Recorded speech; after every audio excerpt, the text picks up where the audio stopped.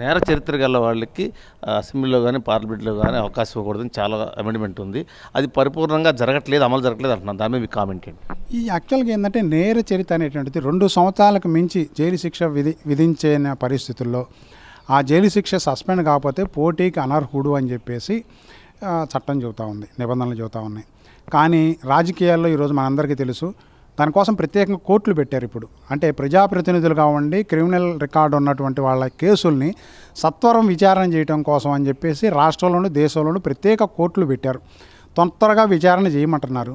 కానీ మన క్రిమినల్ జ్యూరిస్ప్రుడెన్స్లో ఉన్నటువంటి అనేక రకాలైన సాధక బాధకాలు ఇబ్బందుల రీత్యా త్వరగా విచారణ జరగట్లేదు. చాలామంది నేర చరిత్రలు వచ్చేసి వాళ్ళ పొజిషన్స్ని ఆక్యుపై చేసి రాజకీయాలని ప్రభావితం చేస్తా వాళ్ళే చట్టసభల్లో మిగులుగా ఉన్నారు. చాలా సందర్భాల్లో ఇప్పుడు భారత పార్లమెంట్లో 50-60% మంది నేర చరిత్రలు ఉన్నటువంటి వాళ్ళు, క్రిమినల్ హిస్టరీ ఉన్నటువంటి వాళ్ళు ఉన్నారు. దీన్ని అరికట్టాలని అంటే ఒక కాంప్రహెన్సివ్గా ఇటువంటి వాళ్ళు చట్టసభలకు ఎన్నిక ఉండే సుప్రీంకోర్టు కొన్ని గైడ్లైన్స్ ఇచ్చింది. మీ క్రిమినల్ రికార్డుని పేపర్లో పబ్లిష్ చేసి ప్రజలందరూ తెలుసుకునే విధంగా మీరు పోటీ చేసేటప్పుడు ఇవ్వమంది ఇస్తున్నారు. కానీ భారతదేశంలో ఇప్పటికీ 60%-70% అక్షరాస్తుంది. మిగతా 30% మంది క్లియర్గా తెలుసుకోవడానికి ఇలాంటి అనేకమైనటువంటి ఇబ్బందులు ఉన్నాయి.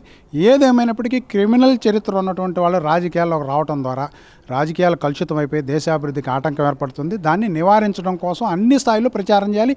ఇలాంటి సెమినార్లు కూడా దానికి ఉపయోగపడతాయి. Like and subscribe Eagle Media Works.